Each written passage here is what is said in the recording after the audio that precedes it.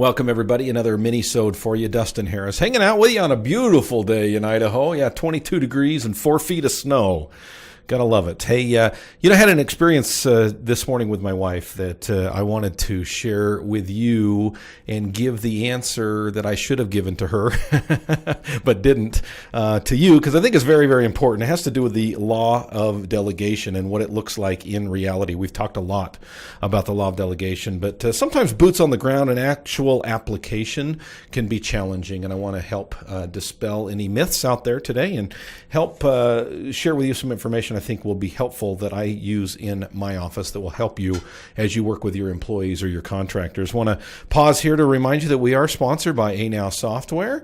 We're going to be talking about getting things done today, and ANOW is the ability to be able to do that very effectively. Go to anow.com/coach for more information, anow.com/coach. Well, let me set this up this way, folks. This morning, I was chatting with my wife, and, my wife is a doll, and I don't just say that.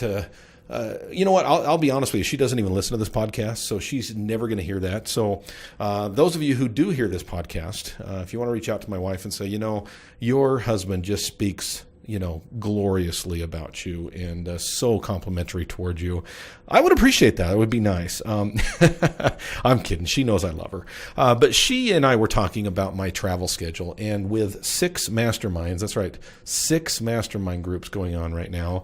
As you can imagine, my travel gets a little bit taxing on her.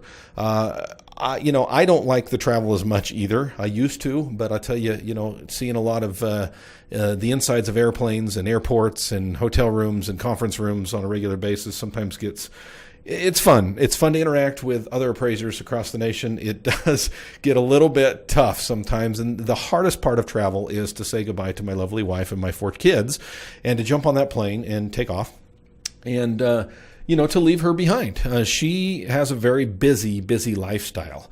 She does not make money outside of the home, but she is a homeschool mom. She is the president of an organization that takes in over 100 families that meet together on a weekly basis. She runs that organization and does an excellent job at what she does. And my wife is 110%er. Okay, you know what that means. She's a perfectionist. She does not do anything halfway.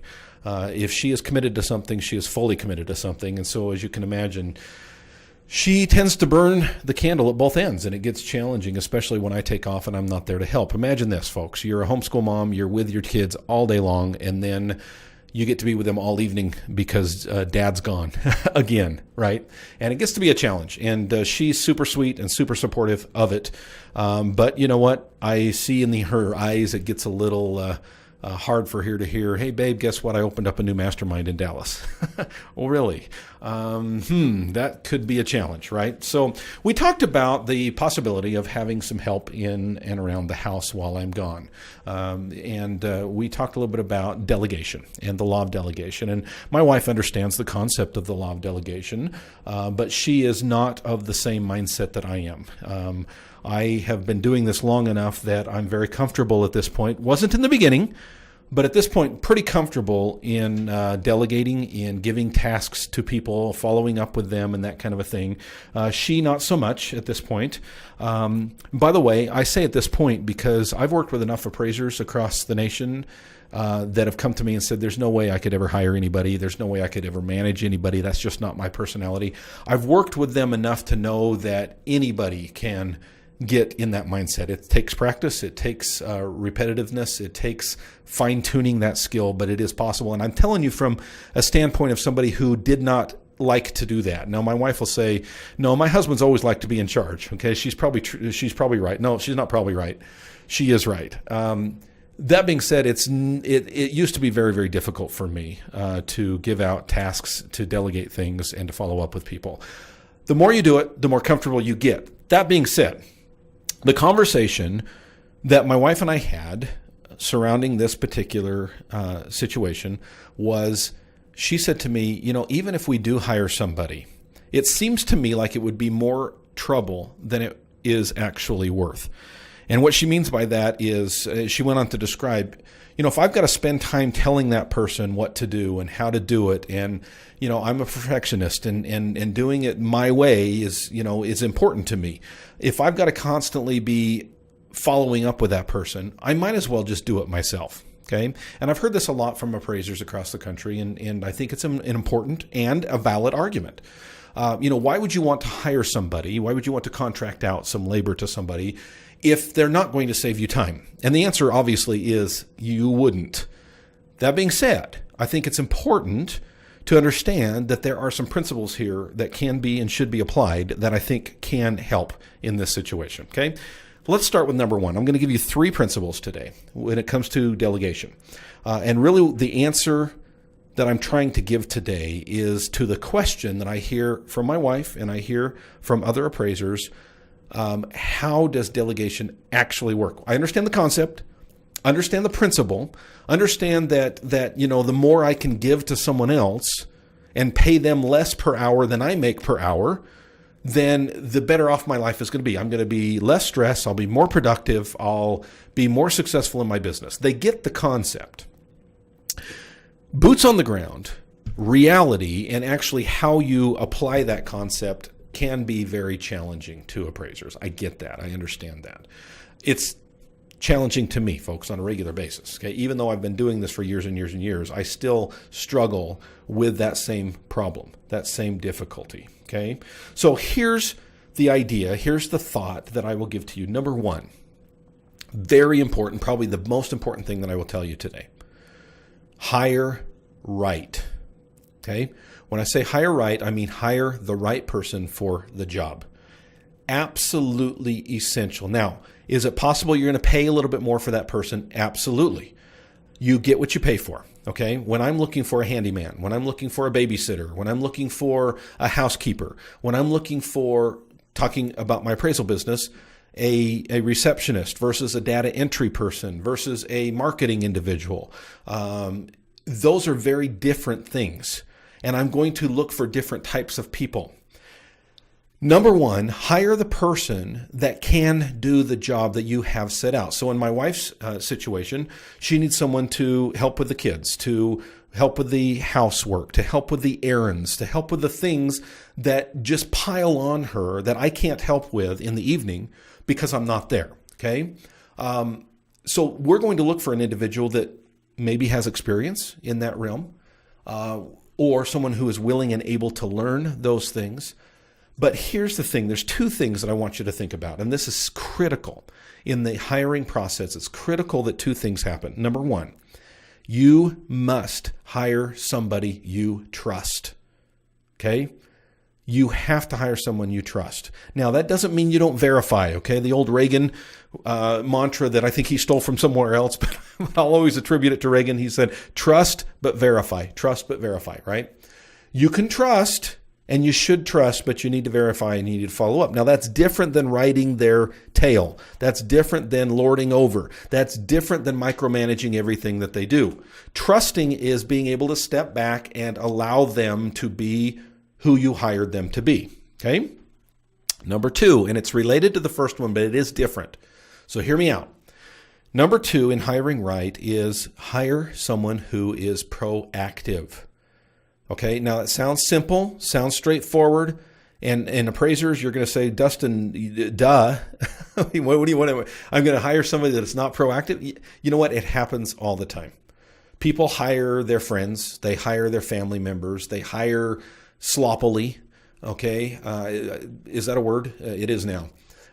They hire quickly. They hire non-carefully. That's another word I just made up. But you know what I'm talking about. They're not careful in who they hire. And as a consequence, they hire people that need their hand held. They hire people that need to be lorded over. They hire people that need to be managed on a regular basis. And when I say managed, I mean micromanage. Folks, I've hired these people, okay? I've been there, done that. Don't do it. It's a waste of time. Your argument that we brought up in the beginning is a valid one if you hire this type of person. You will be telling them everything that they need to do. Folks, you don't need that type of a person. You don't. The individuals that I try to hire in my office, I try to hire proactively, meaning they are ones that are going to look for opportunities to be better without being told. In other words, work slows down, the thumbs don't start to twiddle, okay? They start looking for other back burner stuff to do, right? Maybe there's no appointments to set up. Maybe there's no data entry to do, but gee, the baseboards have not been wiped in a while. I wasn't told to do them, but I'm going to do them. That's the type of person you need to hire. Okay. Somebody you can trust and somebody that is proactive. Now, I want to give you two other rules of thumb through this process of delegation that will help you, I think, to make the decision, the right decision, to hire the right person and manage the right person. But I first want to remind you about Anow software. Folks, this is a software that I have been using for well over a year now. I love Anow software. You've heard me say this multiple times. Why do I love it? Well, folks, we're talking today about the law of delegation. We're talking about being able to manage. Folks, if you want to be able to have help in managing your office, would you please consider Anow software? It is not just a spreadsheet, okay? It is a process that will allow you to look at where your business is at any moment, a snapshot, if you will, of what your business is doing, and be able, as a business owner, to make decisions that will cause your business to move forward. Think that you've slowed down? Okay, check out Anow software and find out. This just the other day, I thought, man, we are slow. I don't even know if we're going to be able to pay the bills this month, right? And I jumped on Anow software and I went, whew, okay, maybe it's not so bad after all. I didn't realize we were doing so much work. I've got such a well-oiled machine here that it sure seems like I'm sure taking it easy right now, right? No, the volume was still up, and I was able to know that in a snapshot, and there's so much more. Check them out right now for their free demo. You can take it online. They will show you what they can do for your particular company. This demo, by the way, is not a recorded demo. This is a live demo. They will understand your business and be able to be very catered to what you need. Check them out right now. It's anow.com/coach, anow.com/coach. And folks, we have a brand new sponsor here today. Super excited to have on board 24/7 photo capabilities by Solar Flare. Okay. So imagine this, folks. It's getting late. Okay. Maybe it's winter time. You're driving around. Let's say you've got like a 35-mile route to take comp pictures, right? And let's say you're barely into that and you see that the sun is starting to dip below the horizon. You're thinking, oh boy, by the time I get to my last couple of comp photos, I am not going to be able to take the picture. It will be too dark and the lender's not going to accept it. Folks, I have been there, done that. I remember very well being at a property well after the sun had gone down, and I'm telling you, I drove like 45 minutes one way to get to this property, and I was so bummed that the sun had already gone down.